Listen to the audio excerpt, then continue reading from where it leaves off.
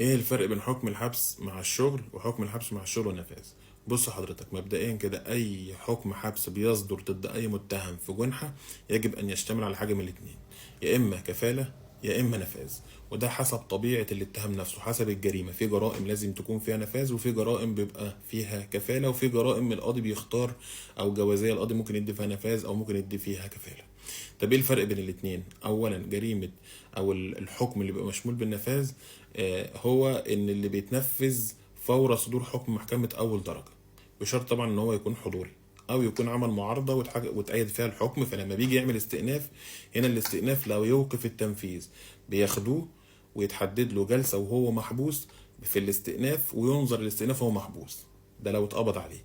اما بقى طبعا لو المحامي هو اللي عمل له الاستئناف بتوكيل، هو طبعا ما بيبقاش موجود، بس بيجي يحضر جلسة الاستئناف من بره. الا بقى لو اتقبض عليه قبل جلسة الاستئناف هيتحبس لحد جلسة الاستئناف. تمام كده.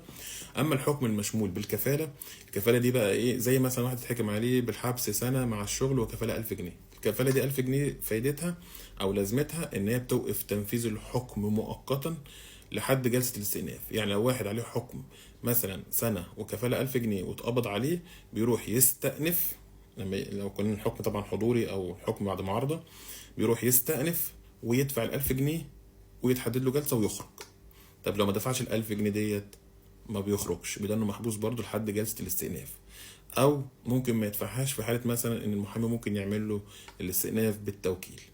ده الفرق ما بين النفاذ والفرق ما بين الكفالة.